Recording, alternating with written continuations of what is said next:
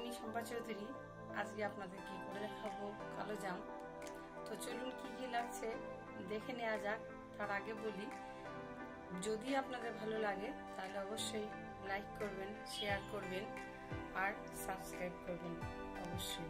আমি ছানা, আমুল দুধ, ময়দা, সুজি, একটু ঘি, ডালডা ভাজার জন্য সাদা তেল, সুগার সিরাপ করার জন্য চিনি, একটু এলাচ, নকুল দানা, বড় এলাচের দানা নিয়েছি, আর নিয়েছি কেশরের ধাগা কিছু। আসুন আমরা আগে সুগার সিরাপটা তৈরি করে নিই। চিনি দিচ্ছি 1 কাপ, 2 কাপ চিনি দিচ্ছি। তার সঙ্গে মেপে সেই কাপেরই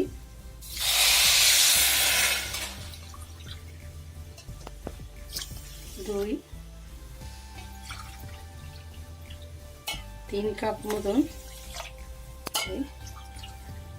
4 কাপ ডাবল জল দিচ্ছি।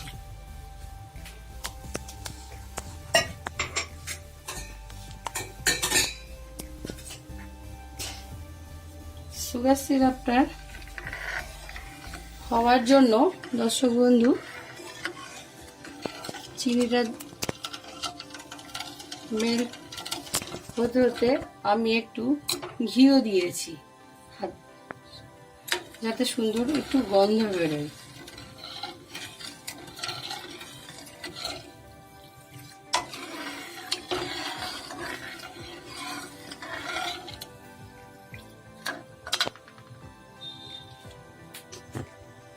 আর 2টো এলাচ দিয়েছি।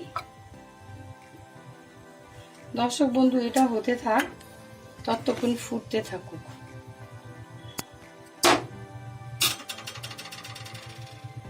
চলুন ততক্ষণ আমরা ডোটা মেখে আসি কালো জামুনের। ছানাগুলো দিচ্ছি। আগে ছানাগুলোকে খুব ভালো করে মুছে নিতে হবে।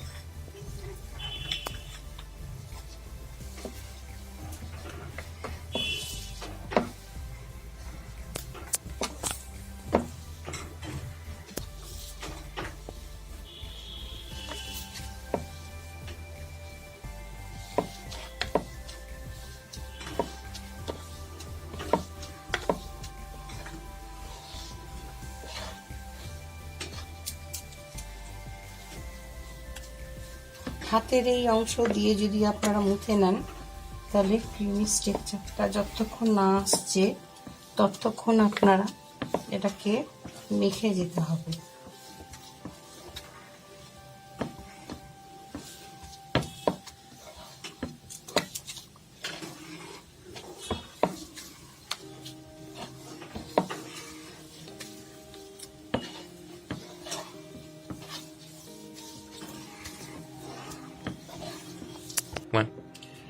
আমি মুছে নিয়েছি, দেখুন একেবারে পেস্ট হয়ে গেছে একদম। এবার আমি এর সঙ্গে ময়দা দিচ্ছি, বেশি দেব না, 2 চামচ মতন। এবার দেব অল্প সুজি, প্রায় 1 চামচ মতন, বেশি দেব না। সঙ্গে দেব পুরো আমুল দুধ, 1 কাপ মতন আমুল দুধ আছে, পুরোটাই দেব। আর দেব ঘি, 1 চামচ মতন যে ঘিটা রেখেছিলাম সেটা পুরোটাই দেব। এবার আমি পুরো জিনিসটাই আবার আমি ভালো করে মুছে নেব মিশিয়ে।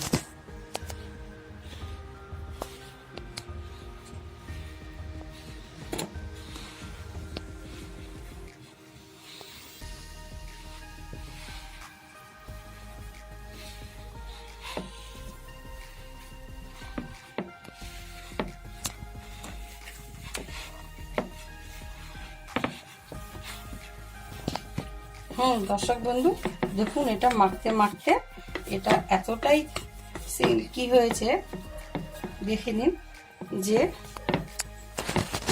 পাত্রের গায়ে লেগে নেই এবং হাতেও লেগে নেই। এইভাবেই মাখতে হবে আর কিছুক্ষণ রেস্টে রেখে দিতে হবে। তাহলে এটা পুরোটাই যে সুজি এবং ময়দা যেটা দেওয়া হয়েছে সেটা পুরোটাই আপনার জলটাকে অ্যাবজর্ব করে নেবে। এবার আমরা এই যে এলাচ দানা রয়েছে, এলাচ দানাটা আমি এর মধ্যে মিশিয়ে দেবো। আমি একটু ভেঙে নিয়েছি এলাচ দানাটা, এর সঙ্গে একটু মিশিয়ে নেব এলাচ দানাটা। ব্যাস, এবার আমি এলাচ দানাটা মিশিয়ে নিয়ে এবার আমি ইচ্ছা মতন শেপে তৈরি করে নিতে পারবেন আপনারা। আমি তৈরি করে নেব, একটু লম্বা শেপ দেব। তার আগে বলি, দেখে নিন কীভাবে তৈরি করছি।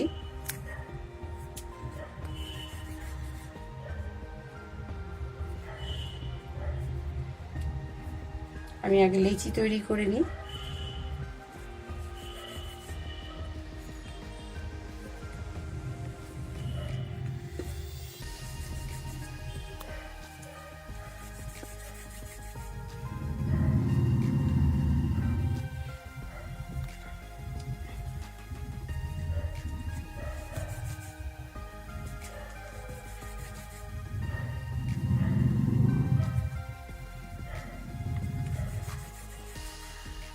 সব উপকরণগুলো মিশিয়ে আমার অনেকগুলি তৈরি হয়েছে।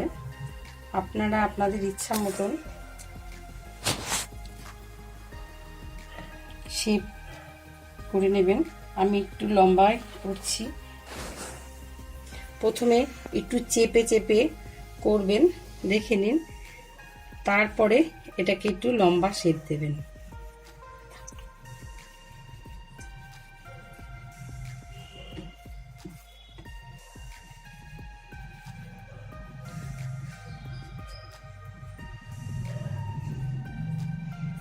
আমি এরকম শেপ দিতে চাইছি। দেখুন, এটার একটা বিশেষ ব্যাপার আছে, গাটা পুরোটাই মসৃণ হতে হবে, যেন কোনো জায়গায় ফেটে না যায়। হ্যাঁ, তাহলে ভাববেন যে আপনার ওটা পুরো মাখা হয়নি। একটা জায়গাও ফাটা নেই। দেখুন,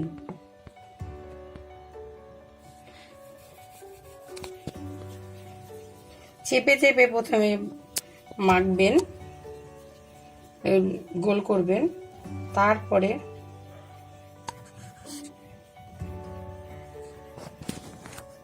লম্বা লম্বা শেপ করবেন।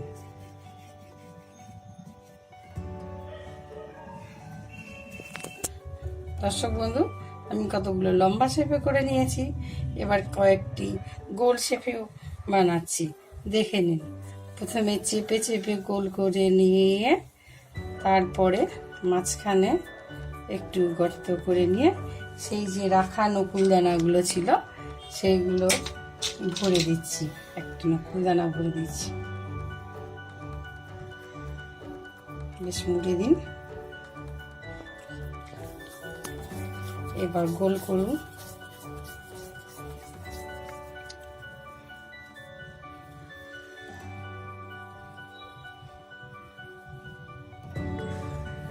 দেখুন, সুন্দর গোল হয়েছে। এইভাবে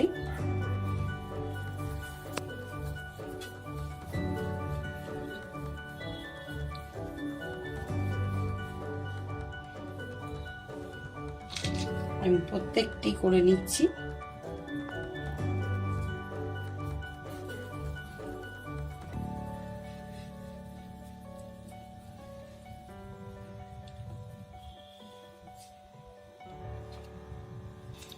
দর্শক বন্ধু, কিছু আমি গোল করেছি, আপনাদেরকে বলেছি।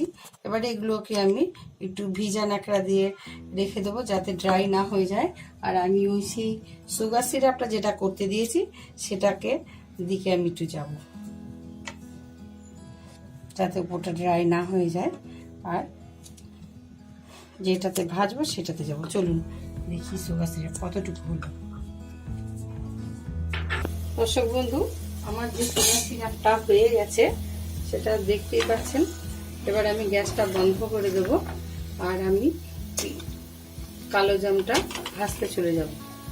গ্যাসটা আমি বন্ধ করে দিলাম আর আমি এদিকে কালো জামটা ভাজতে চলে যাব।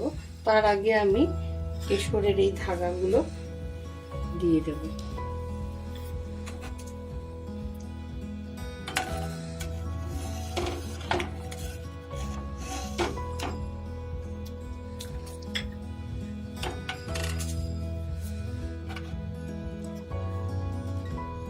চলুন আমরা এদিকে আসতে থাকি।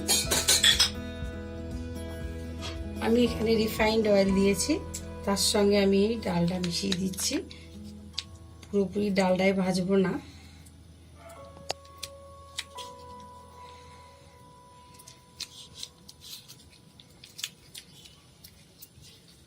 ব্যাস এই বনস্পতি ডালটা মিশিয়েছি। দর্শক বন্ধু, ডালডাটা মিশে গেছে। আমি এটা বেশি গরমে ছাড়বো না, কারণ এটা বেশি গরমে দেওয়া যাবে না। দেখুন আমি কম গরমে, সবে কম গরম, আমি এটা ঢেকে রেখেছিলাম যাতে ড্রাই না হয়ে যায়। ভেজা এটা সরিয়ে আমি এখান থেকে ছাড়া শুরু করেছি। মিডিয়াম লোতে রেখেছি যাতে আস্তে আস্তে ভাজা হয়।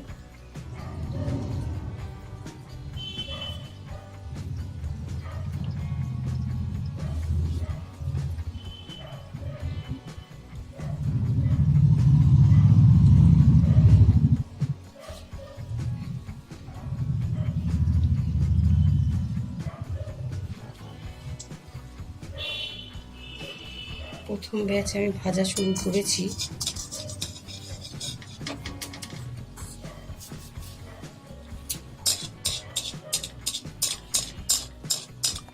সাইড দিয়ে এরকমভাবে নাড়বেন যাতে তলায় না বসে যায়।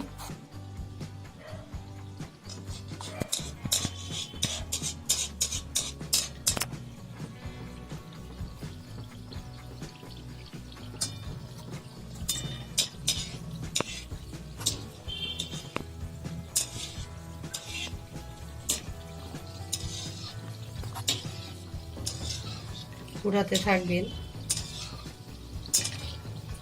কড়াই বসে গেলেই লাল হওয়া শুরু করবে। কন্টিনিউ নাড়তে থাকতে হবে, লো ফ্লেমে করবেন। দর্শক বন্ধু দেখুন, হালকা হালকা বাদামি কালার এসছে আর প্রত্যেকটাই ফুলে এসছে আর ভেসে উঠেছে।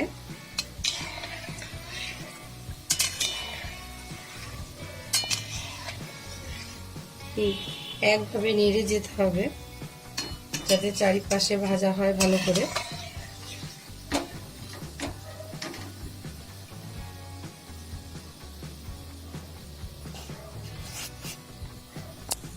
দর্শক বন্ধু, যেহেতু কালো জাম সেহেতু আমাকে একটু কড়া করে ভাজতেই হবে।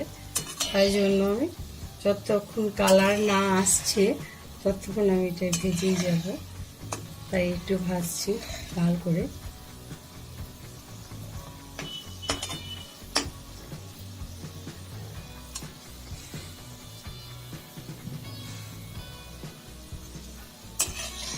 আর একটু ভাজবো।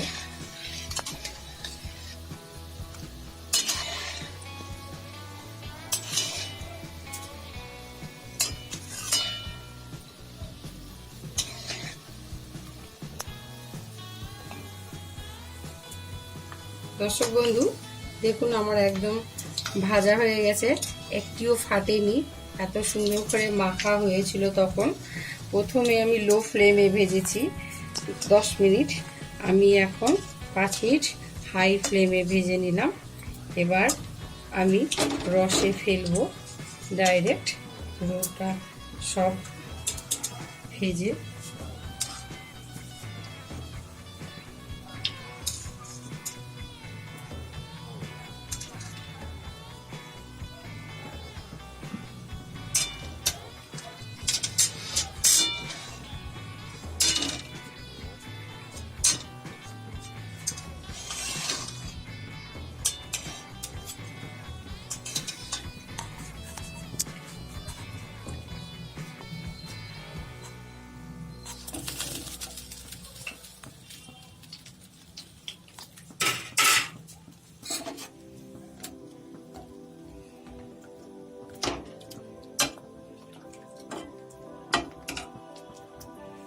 যেহেতু কেশর দেওয়া আছে তাই জন্য এবার এইগুলোকে রসে কমপক্ষে 3 থেকে 4 ঘন্টা ভিজতে দিতে হবে যাতে রস ভরে। আর সুগার সিরাপটা একটু গরম রাখতে হবে যাতে রসগুলো ভরে। দেখুন এখনই ডুবে যাচ্ছে, আমি ততক্ষণ আরেক ব্যাচ ভেজে নিয়ে আসি যেগুলো গোল গোল ছিল। হ্যাঁ দর্শক বন্ধু, প্রথম ব্যাচটা ভাজা হয়ে গেছে যেটা লম্বা শেপে করেছিলাম। এই দ্বিতীয় শেপ যেটা গোল করেছি সেটা কন্টিনিউ ভেজে চলেছি। এটা আর একটু ভাজা হবে যতক্ষণ কালার না আসছে।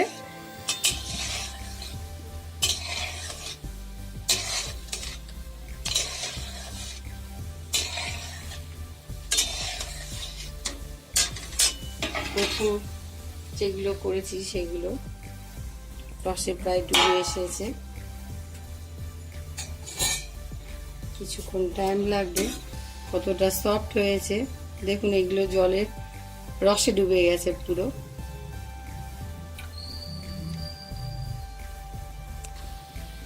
দর্শক বন্ধু, এগুলো আমার ভাজা হয়ে গেছে। এবার দ্বিতীয় ব্যাচ আমি তুলে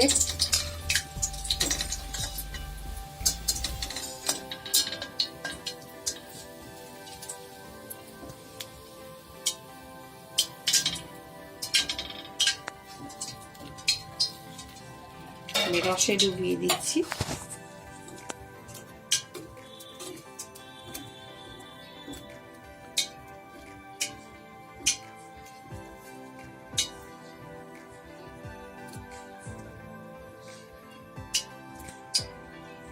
দর্শক বন্ধু, এগুলো আমার অলরেডি হয়ে গেছে।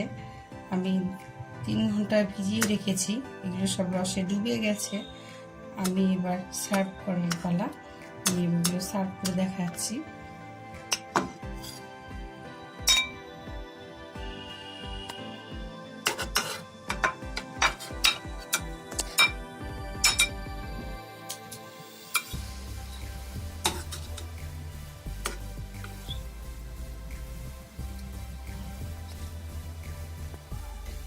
দর্শক বন্ধু, আমার কালো জাম রেডি।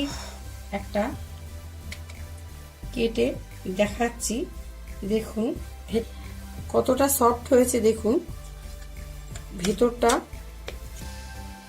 কতটা সুন্দর হয়েছে।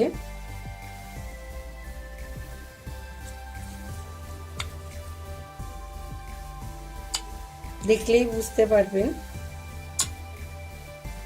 খেতেও ততটাই সুস্বাদু হয়েছে। আবার ফের মিলবো নতুন কিছু রেসিপি নিয়ে।